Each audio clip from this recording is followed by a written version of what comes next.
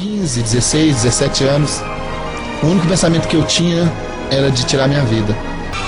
Eu virei para aquele homem e disse: você é louco, você não me conhece e você sabe como está minha vida hoje?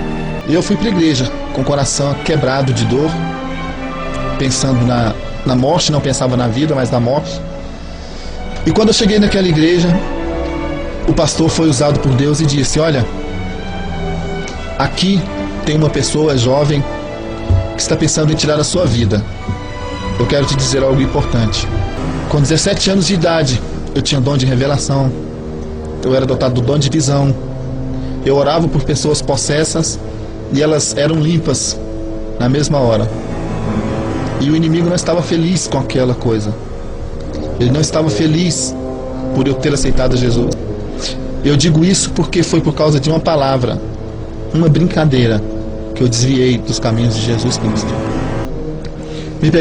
Me colocaram dentro de um carro onde eu viajei mais ou menos 30 minutos da minha casa até onde eu fui colocado. Quando estava fazendo uma semana de sequestro, para quem não me conhece, eu sou Wellington Camargo, tenho 35 anos, sou casado, tenho 2 filhos e aos 2 anos de idade eu fui cometido de poliomielite, de paralisia infantil. Quando criança, a vida muito difícil, quando criança foi tudo muito normal para mim, eu não imaginava nada na minha vida. Mas o tempo foi passando e eu acabei me tornando um adolescente. E por ser adolescente, por ver tudo o que se passava no meio dos adolescentes, vendo os meus irmãos brincando, se divertindo, jogando bola, correndo, eu não podia fazer nada daquilo. Enquanto Wellington começava a entender sobre a vida, sobre suas debilitações, iniciou-se um período de revolta na sua vida. Mas todos da família o amavam do jeito que ele era. Quando ele sofreu a paralisia, teve problema físico, eu comentando, eu era pequeno ainda, tinha 12, 13 anos, comentando com a minha mãe, falei: o Wellington vai ser meu filho pro resto da vida. Eu comecei a me tornar um adolescente muito revoltado com a vida. E com 15, 16, 17 anos, o único pensamento que eu tinha era de tirar minha vida, de me matar. Tudo que eu sabia fazer na minha vida era chorar. Tudo que eu sabia fazer na minha vida era me excluir da sociedade, me trancar dentro de casa e não sair nem na porta de casa. E por muitas vezes eu em casa, discutindo com a minha mãe, eu muitas vezes culpava a minha própria mãe por eu não poder andar. Muitas vezes eu dizia: mãe, a senhora é culpada da minha infelicidade. A senhora é culpada por eu ser como eu sou hoje, porque a senhora me deixou nascer. Como está escrito, que tudo que acontece na nossa vida contribui para o bem daquele que ama Deus. Então Deus me deu muita graça e sabedoria para conversar com Ele nos momentos mais difíceis, que às vezes ele se encontrava, que ele começava a falar para mim que ele era defeituoso, que ele não ia casar porque não ia achar ninguém que gostasse dele, que era o sonho dele de ter casado, ter filho. Mas será que quando ele tivesse filho, o filho não ia sentir vergonha?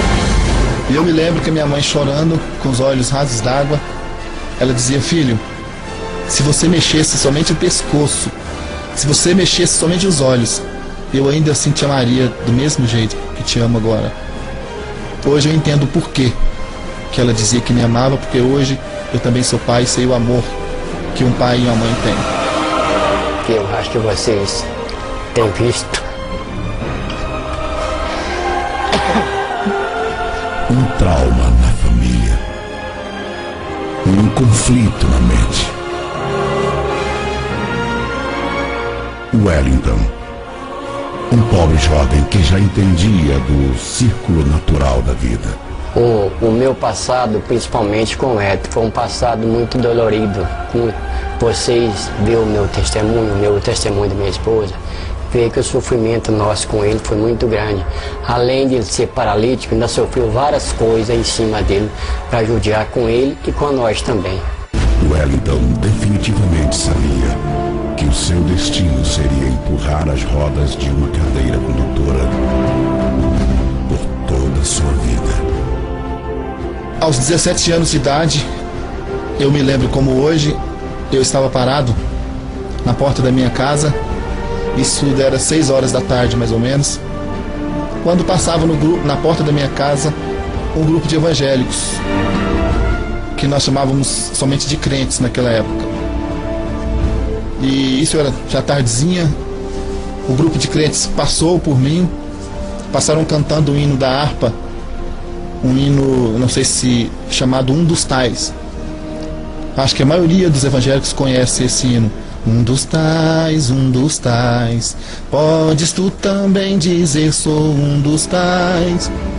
E aquele grupo de crente passou por mim, olharam para trás, pararam, olharam para trás, chegaram até mim e disseram: jovem, eu tenho um recado para você. Eu olhei espantado para aquele irmão e disse: que recado? Recado de quem? Ele disse: eu tenho um recado de Jesus para você. Eu virei para aquele homem e disse: você é louco, você não me conhece e você sabe como está minha vida hoje? Você é louco, você não sabe como eu sou, não sabe como eu estou. E se esse Jesus seu existisse, eu não seria como eu sou hoje, eu não estaria tão infeliz como eu estou hoje. Você não sabe o que está falando.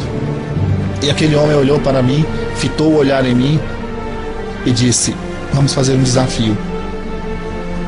Vamos para a igreja comigo hoje.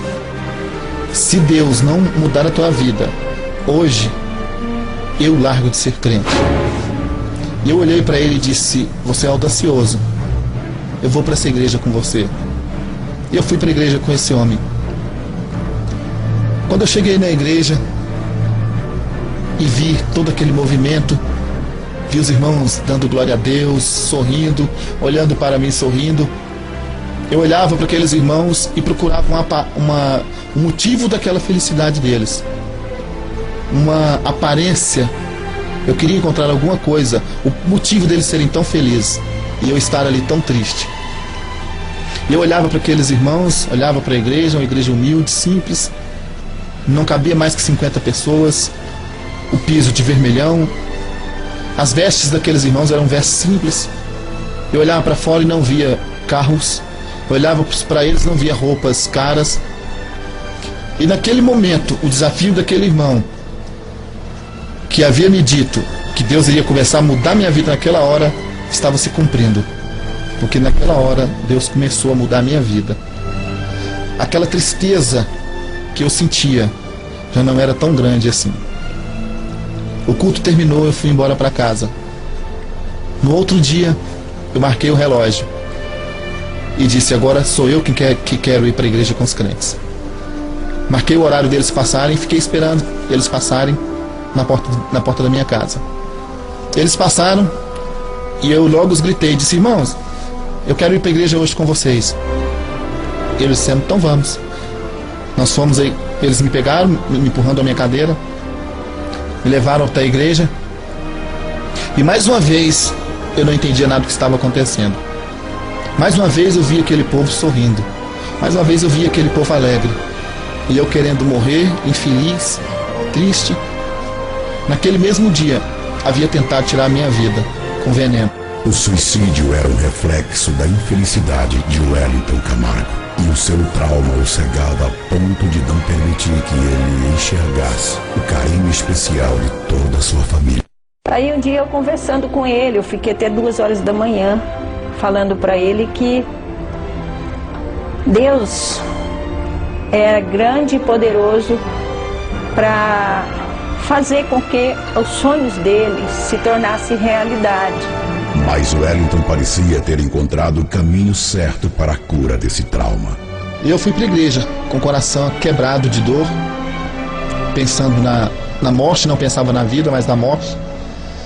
E quando eu cheguei naquela igreja, o pastor foi usado por Deus e disse: olha, aqui tem uma pessoa jovem que está pensando em tirar a sua vida. Eu quero te dizer algo importante, que os suicidas não herdarão o reino dos céus. Naquele momento, eu me quebrei como uma criança. Eu comecei a chorar como uma criança. E quando ele fez o apelo, que ele fez o convite, eu ergui as minhas mãos e aceitei a Jesus como meu único e verdadeiro Salvador. E naquele momento, aceitando a Jesus, eu descobri a felicidade daquele povo. Eu descobri que a felicidade deles não estava constituída em mansões, porque há uma mansão preparada para todos nós. Eu descobri que a felicidade deles não estava constituída em carros, porque nada que a gente constrói na terra a gente leva. Nós podemos ganhar o mundo inteiro, mas se perdermos nossa alma, nada vai ter valor. Com 17 anos de idade, eu tinha dom de revelação. Eu era dotado do dom de visão. Eu orava por pessoas possessas e elas eram limpas na mesma hora. E o inimigo não estava feliz com aquela coisa. Ele não estava feliz por eu ter aceitado Jesus. Ele não estava feliz por toda a tristeza que eu sentia ter saído da minha vida. Foi como se alguém tivesse tirado com as mãos aquela infelicidade, aquela tristeza, aquela atitude de me esconder dentro de casa. Eu queria era aparecer para o mundo e dizer que só o Senhor é Deus. Eu queria era aparecer para todos e dizer que só Jesus salva e constrói. E nós sabemos que a Bíblia nos garante, lá no livro de Malaquias, capítulo 3, verso 18, diz que há uma diferença entre o justo e o ímpio. Há uma diferença entre o que serve a Deus e o que não serve a Deus. Nós sabemos, eu sei, você que está aí me assistindo nesse momento sabe, que nós temos que ser diferentes. Você tem que ser carimbado pelo Espírito de Deus. Você tem que ser rotulado pelo Espírito de Deus. Você tem que se guardar 24 horas. Você tem que guardar os seus passos. Você tem que guardar as suas mãos.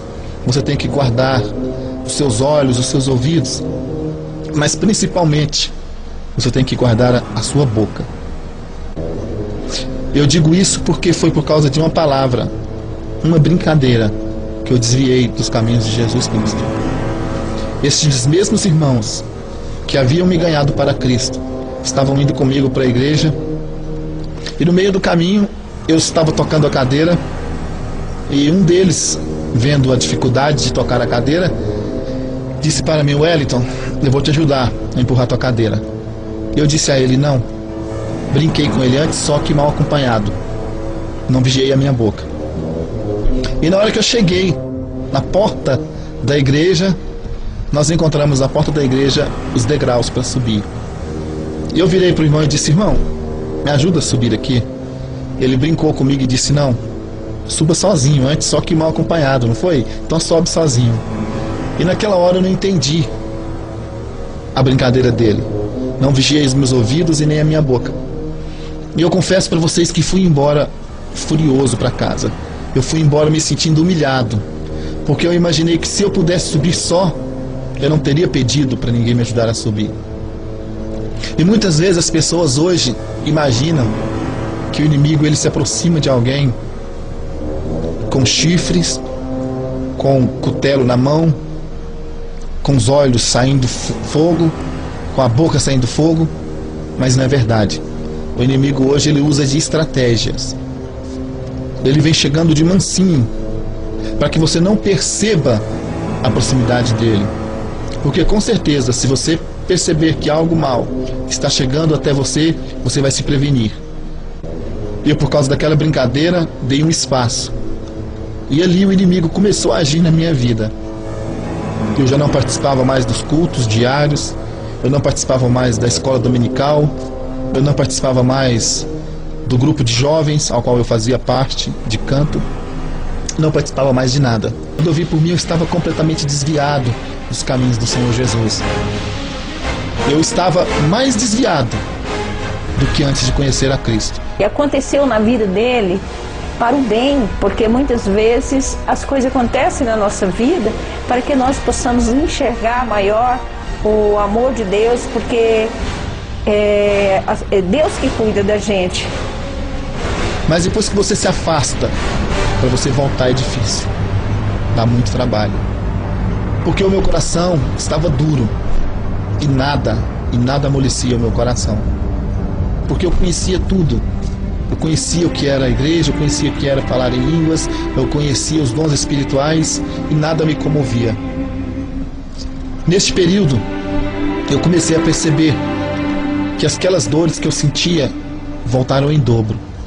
Eu comecei a perceber que aquele vazio que eu sentia voltou em dobro. O choro que eu chorava, que eu derramava, eu chorava 2 vezes mais. Neste período, a minha mãe se converteu.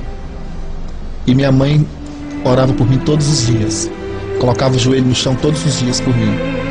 E quando ela vinha falar de Jesus para mim, eu não queria saber.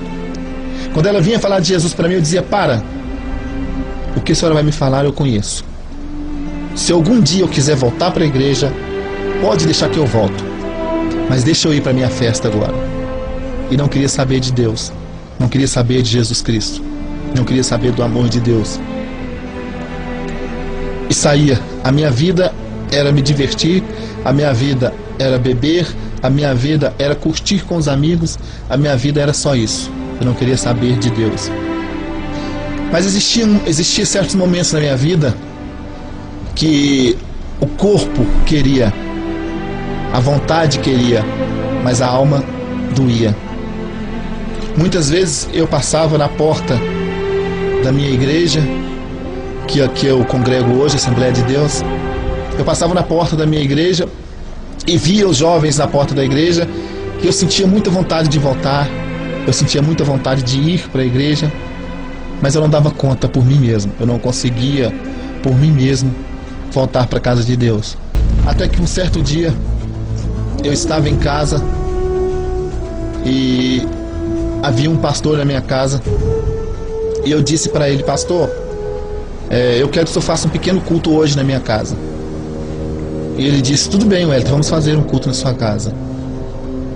E nós começamos a orar, e ele foi usado por revelação e disse: Wellington, Deus está me mostrando que Ele vai tocar naquilo que você mais ama, para que você saiba como está o coração de Deus nesse momento. Deus está me mostrando que Ele vai tocar naquilo de mais precioso que você tem, para que você volte para a casa dele. Eu me lembro que no ano de 1998, um pastor muito amigo nosso tinha ido na nossa casa e tinha conversado conosco, e ali ele deu-nos uma revelação, que Deus estava chamando e que era o momento do Wellington, foi especificamente para o Wellington voltar para os caminhos do Senhor, porque Deus tinha um propósito na vida dele. E eu me lembro, como hoje, que eu estava em casa num certo dia, me deu vontade de sair, eu disse para minha esposa: vamos sair agora? E nós fomos para, como era de costume fazer, direto para casa de um cunhado nosso, beber e comer churrasco. Em uma dessas idas, o Wellington estava saindo para comprar mais bebida, que a bebida tinha acabado. E na hora que ele foi dar ré no carro, eu senti que o meu carro bateu em alguma coisa. Eu puxei o freio de mão e abri a porta do carro. Quando eu abri a porta do carro, metade do corpo do meu filho estava embaixo do meu carro. O pé do Daniel quebrou em 3 lugares. Quando ele sentiu que tinha batido, ele parou. E Deus naquela hora tinha tocado naquilo que eu mais amava. E Daniel deu aquele grito, né? E todo mundo ficou assustado, e aí ele voltou o carro para frente, Daniel caiu ali no chão. Nós saímos desesperados para levar o Daniel pro hospital. E com tudo isso, nós ainda não tínhamos percebido que Deus estava dando toque, né? Deus estava nos alertando. Se eu continuasse andando um pouco mais, talvez hoje eu tivesse perdido meu filho. Então ele admira o pai, ele é uma pessoa que, se ele pudesse ficar 24 horas do lado do pai, a filha dele também. E então eu vejo que hoje, graças a Deus, o Wellington superou todo aquele sofrimento, aquele trauma que ele tinha. Deus me poupou daquela dor. Nós fomos embora, aquilo não me comoveu. Eu fui embora para casa. Passando-se uma semana depois, nós íamos para esse mesmo lugar, estávamos indo fazer a mesma coisa, nos embriagar. Naquela época eu não dirigia muito bem e resolvi levar o carro. Estava eu, o meu esposo, né, e o Daniel, o Felipe dentro do carro. E fui fazer uma ultrapassagem, eu capotei o carro.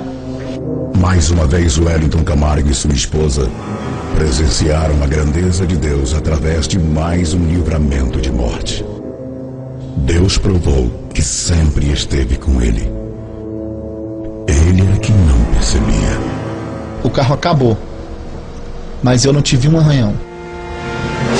Foi mais um livramento que Deus nos deu. E aquela situação eu sabia que Deus queria falar comigo com aquelas coisas. Mas o meu coração estava irreversível. Nada tocava o meu coração. Um dia à noite, era mais ou menos 9h30, 10 horas da noite. Eu estava em casa e eu comecei a chorar como uma criança. Deus começou a me tocar. Eu coloquei um CD de uma canção e comecei a ouvir uma canção, um hino, e me ajoelhei no sofá, me debrucei no sofá e comecei a chorar. E eu dizia para Deus, Senhor, essa canção diz que é um soldado e esse soldado está ferido, está caído. Essa canção diz que esse soldado está perdido pelo meio do caminho e este soldado sou eu. Eu estou ferido, caído, estou ensanguentado, mas eu não perdi essa guerra. Eu perdi uma batalha, mas a guerra eu não perdi. E naquele momento eu disse, Senhor, faça o que o Senhor quiser da minha vida. Haja como o Senhor quiser agir na minha vida, mas me traz de volta para a tua casa. Eu disse, Senhor, eu te permito entrar na minha vida. Eu te permito entrar na minha casa. Eu te autorizo a entrar na minha casa. Se você não abrir a porta e não permitir que Deus entre na tua vida, pode ter certeza que Ele nunca vai agir na tua vida, porque Ele não é espírito invasor. Eu precisei autorizar Deus a entrar na minha casa. Muitas vezes nós achamos que para estar na vontade de Deus é você estar embaixo de sombra e água fresca, mas muitas vezes não. Muitas vezes nós achamos que estar na vontade de Deus é preciso que tudo esteja correndo na mais perfeita ordem na sua vida, mas muitas vezes não. Será que Daniel estava contra a vontade de Deus quando foi colocado na cova dos leões? Será que Jó estava contra a vontade de Deus quando ele perdeu tudo a ponto de sua mulher dizer, Jó, amaldiçoa este teu Deus, será melhor para você, morra, a tua dor vai acabar? Será que Sadraque, Mesaque e Abednego, quando foram lançados naquela fornalha ardente, eles estavam contra a vontade de Deus? Não, mas eles sabiam da vontade de Deus e eu não sabia. Eu não estava preparado para aquilo e por isso eu não fui avisado daquela revelação. A minha mãe estava na igreja. Olha como foi a resposta de Deus na minha vida. A minha mãe recebeu uma revelação de que Deus estava nos livrando de um laço de sequestro e morte. A minha mãe pegou o telefone e ligou para toda a família, ligou para todo mundo, e só existia uma pessoa que não foi avisado dessa revelação naquele momento. Fui eu. No segundo dia depois daquela revelação, eu estava em casa quando entrou 3 homens dentro da minha casa, com o rosto coberto. Cada um tinha em suas mãos armas de grosso calibre em suas mãos. Pegaram a minha esposa pelo cabelo, encostaram uma arma nela, mandaram que ela calasse a boca, o que ela obedeceu. Me colocaram dentro de um carro onde eu viajei mais ou menos 30 minutos da minha casa até onde eu fui colocado. E naqueles 30 minutos muitas coisas passaram na minha cabeça, menos que aquilo ali era a vontade de Deus na minha vida. Eu fui colocado dentro de um cativeiro onde não enxergava nada, um local escuro onde não enxergava nada, só as trevas, nenhuma luz naquele lugar. E o tempo passou-se ali dentro. Passou-se 1 dia, 2, 4 dias, 1 semana e ninguém falava comigo. Já tinha 1 semana de sequestro e ninguém conversava comigo. Eu comecei a me perguntar e a perguntar a Deus, disse: Senhor, o que está acontecendo? Por que se isso é um sequestro? Por que ninguém fala nada? Por que ninguém pede o resgate? O que está acontecendo? Eu, até alguns dias atrás, eu disse para o Senhor me trazer para a tua casa, e olha onde eu estou neste momento. Mas Deus estava esperando algo de mim. E este algo, Ele está esperando de você.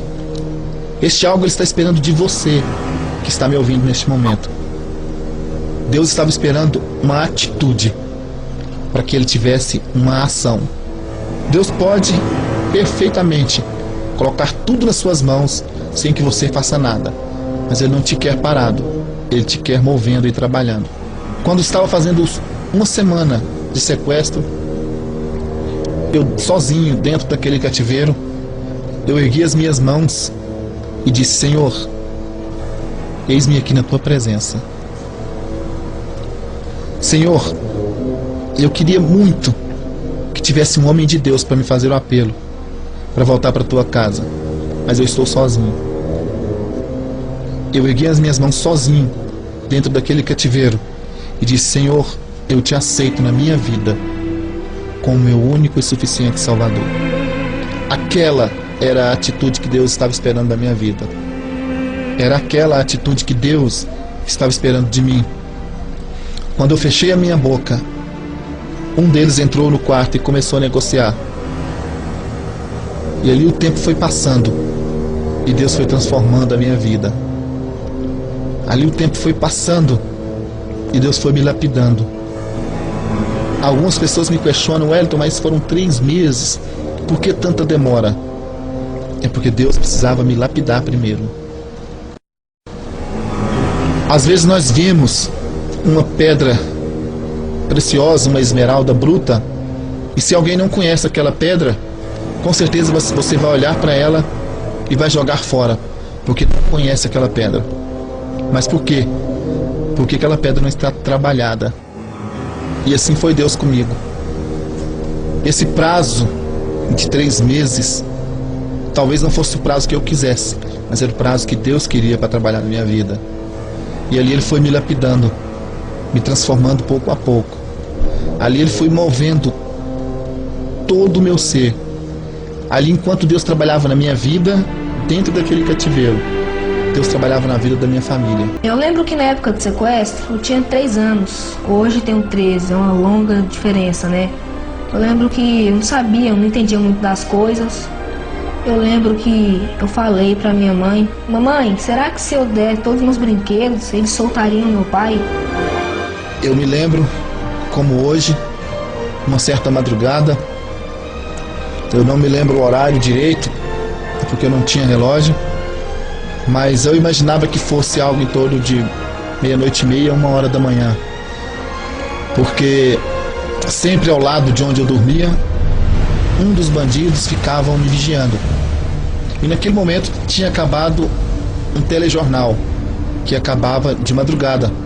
Eu calculei que fosse mais ou menos aquele determinado horário. E tudo escuro, não existia luz ali dentro. Eu encostei a cabeça na parede, encostei a testa na parede, e eu me lembro que naquela hora eu comecei a chorar, naquele momento. E enquanto eu chorava, ao mesmo tempo eu sorria. Enquanto eu chorava e sorria, ao mesmo tempo eu chorava, sorria e cantava. Enquanto eu chorava, sorria e cantava, ao mesmo tempo eu estava transbordando em línguas estranhas naquele momento. Eu estava falando em mistério. Olha só como Deus é maravilhoso. Eu dentro daquele cativeiro e Deus me renovando espiritualmente naquele momento. Se eu tivesse sido colocado ali num dia e tirado no outro, então teria dado tempo de Deus trabalhar na minha vida e nem na vida da minha família. Naquele momento, Deus me renovou espiritualmente. E ali dentro, Deus me mostrou as suas maravilhas. Ali dentro, Deus me mostrou que Ele é o mesmo Deus que abriu o Mar Vermelho. Ali dentro Deus me mostrou que Ele ainda é o mesmo Deus que pode ressuscitar o morto. O mesmo Deus que ressuscitou Lázaro é o mesmo de hoje. O mesmo Deus que livrou Daniel da cova dos leões pode te livrar hoje. Basta que você o receba na sua vida. Eu estava uma certa tarde dentro daquele cativeiro, sentado na cama, e o Espírito de Deus disse para mim: filho, um deles vai entrar aí. Diga a eles que os seus filhos estão esperando por ele. E eu disse: Deus, eu não vou falar isso. Eu não vou falar isso porque se eu disser alguma coisa, eles vão achar que eu ouvi algo e a minha vida vai correr risco. E eu realmente não falei, eu me calei. E era o que nunca conversava comigo. Olha como Deus trabalha. O que nunca conversava comigo, de repente, entrou dentro do quarto, dentro do cativeiro, sentou na cama e começou a conversar comigo. E disse para mim: ô Wellington, eu, mais do que você, estou querendo que se acabe logo, porque quero voltar para casa. Eu tenho 2 filhos que estão esperando por mim.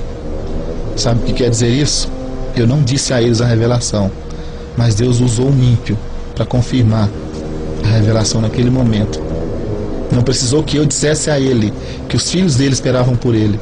Ele mesmo chegou para mim e disse que tinha que ir embora porque os seus filhos esperavam por ele. Esse é o Deus que eu sirvo, é o Deus que nós servimos. No dia 10 de março, dia que aconteceu a maior prova de Deus na minha vida, e eu fiquei tranquilo, porque Deus havia me dito que eu iria passar por aquela luta, que a minha luta não era para a derrota, mas era para a vitória. Era para que todos vissem que Deus é o mesmo Deus. E Deus havia me dito que Ele já tinha colocado seus anjos ao meu redor, que havia encaminhado seus anjos para me proteger. E eu fiquei tranquilo.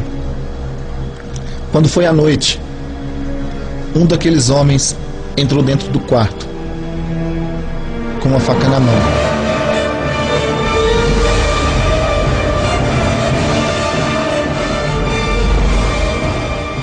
E eu olhei para eles e o meu corpo começou a tremer, porque eu sabia o que iria acontecer. Eu estava na cama, eles me mandaram sentar no chão, eu me sentei no chão, e olha o que é o homem sem Deus. Eu naquela hora pedi para ser amarrado. Pedi para ser amarrado porque eu imaginei que fosse sentir muita dor e fosse querer brigar, e naquele momento a minha vida correr perigo. Me amarraram, me amordaçaram e com uma faca sem corte começaram a cortar.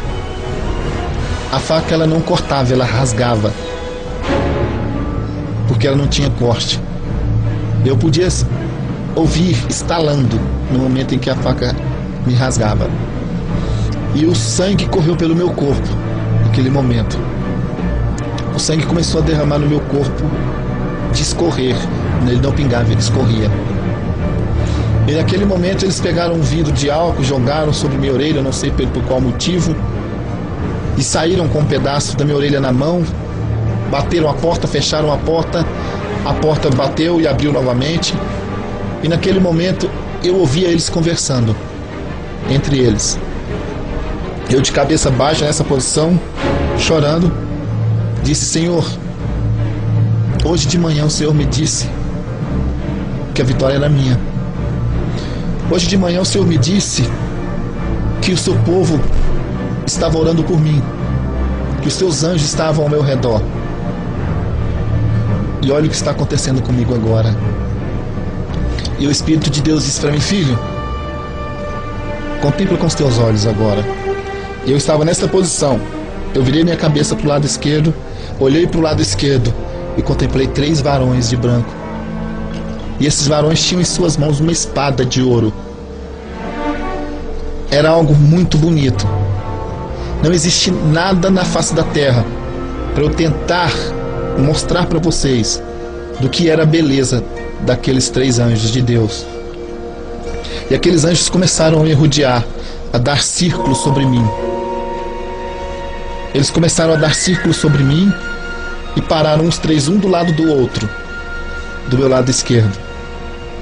E eu ouvindo aqueles homens conversarem entre eles, e eles dizendo como fariam comigo, um deles disse: e agora, como nós vamos matá-lo? Um disse: vamos dar um tiro na cabeça dele. O outro: não, corta o pescoço dele fora. O outro: vai lá e enforca ele. Naquele momento eles desistiram, pelo mover de Deus na minha vida. Porque Deus não me queria morto, Ele me queria vivo, para estar dando esse testemunho aqui hoje para vocês, para estar dando esse testemunho verdadeiro do mover de Deus na nossa vida. E permaneci do dia 10 até o dia 20 de março. E o dia 20 de março, para quem não sabe, é a data em que eu nasci aqui na Terra. Eu nasci no dia 20 de março de 71. Então Deus me deu vida 2 vezes no mesmo dia. Eu estava no cativeiro quando eles entraram e disseram: hoje você vai ser solto. E naquele momento, do dia 10 até o dia 20, passaram-se 10 dias. E aqueles 10 dias, Deus cuidou de mim dentro daquele cativeiro. Aqueles 10 dias, Deus me poupou de sentir dor do corte. O meu corpo doía, mas o local da ferida eu não sentia dor. Meu corpo tremia, mas a dor física do corte Deus não me deixou sentir. No momento em que eles cortavam, eu senti que uma mão foi posta sobre minha cabeça. Mas não foi um sentir, foi algo muito real. Foi algo muito real que chegou a afundar o meu cabelo naquela hora.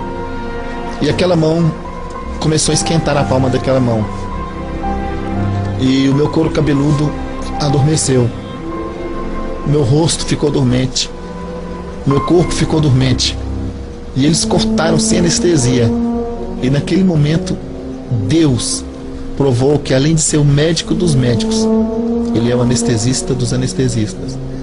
Porque eu fui cortado e nenhuma dor física eu senti no meu corpo. Eu não senti dor de corte, nada. E por isso eu louvo esse Deus, por isso eu adoro esse Deus. E por isso eu vou dar esse testemunho por onde eu passar. Onde quer que eu vá, eu vou dar esse testemunho para servir de edificação da sua fé, para servir de edificação da tua casa, para que você que hoje serve a Deus possa ter ainda mais edificação espiritual. A família apreensiva não sabia nada do que acontecia dentro do cativeiro. Deus trabalhando, trazendo Wellington de volta. Os dias de fome, sem banho, mutilado. E para piorar a situação, os últimos 3 dias, que antecediam o pagamento do sequestro, foram dias de agitação para toda a família, para os sequestradores, que já não mais se importavam com Wellington. 3 dias eu sangrei sem parar. O sangue derramava no meu corpo sem parar. Eu não comi e não bebia nada. Eu não tomei um copo de água.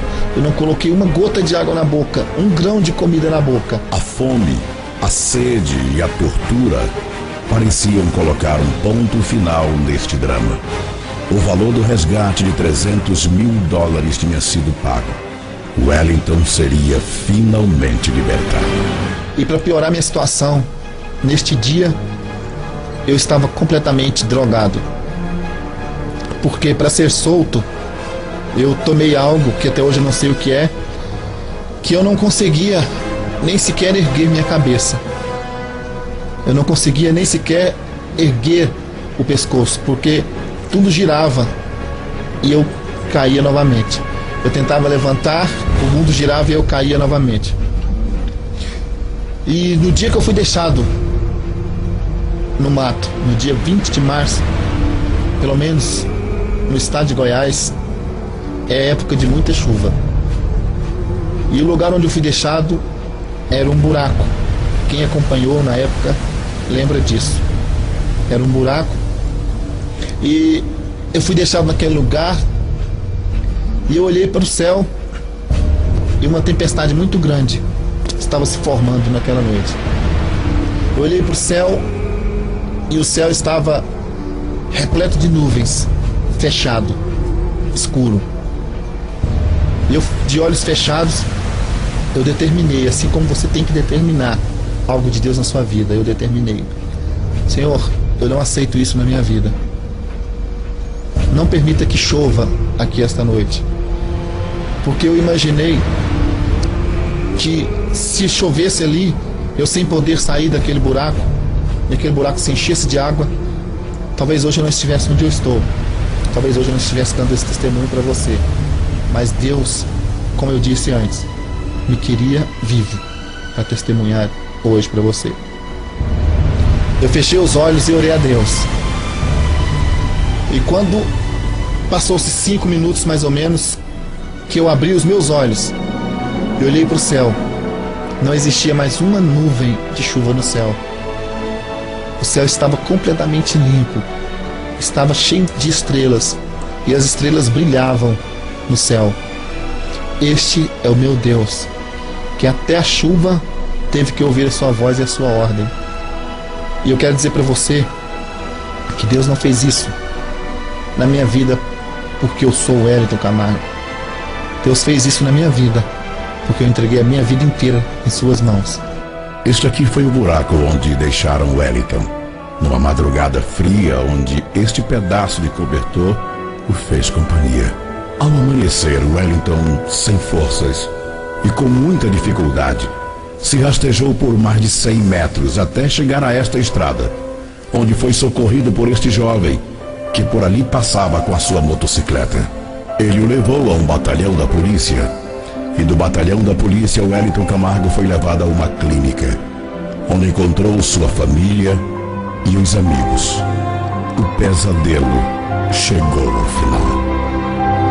Hoje eu tenho viajado todo o Brasil levando esse testemunho e tenho o prazer de ter milhões, milhares e milhares de filhos na fé.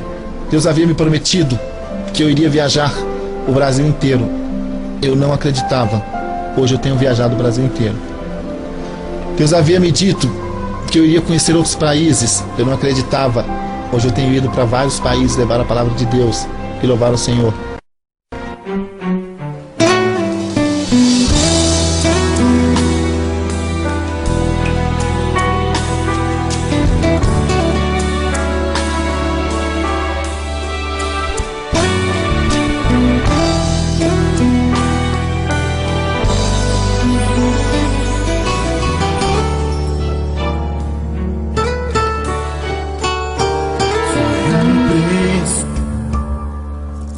Chegar onde cheguei foi um preço.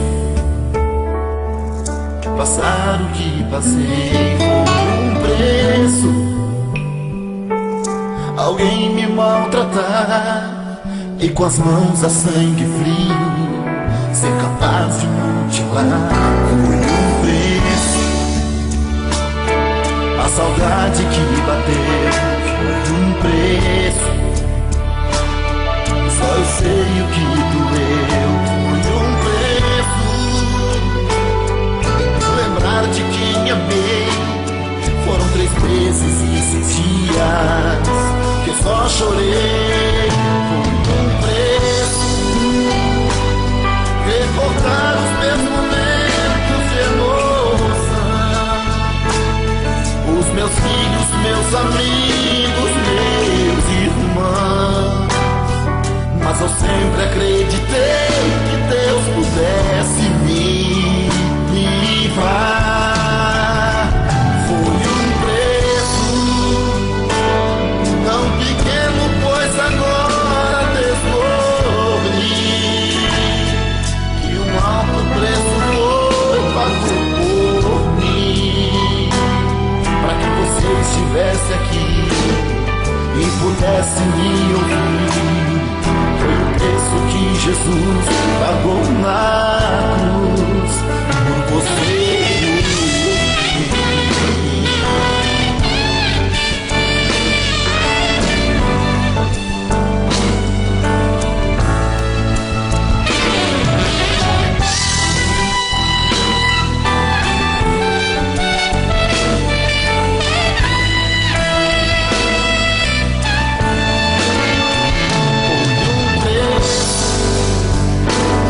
Recordar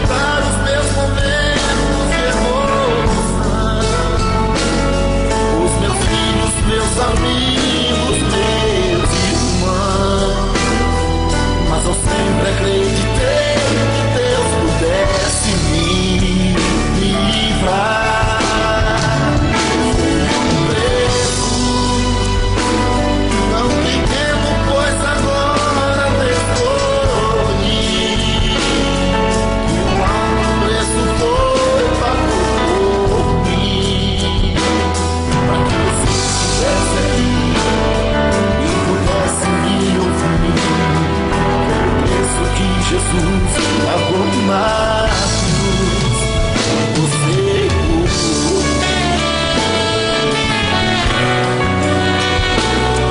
foi o preço que Jesus pagou na cruz. Você por mim. Foi o preço que Jesus pagou na cruz. Você por mim.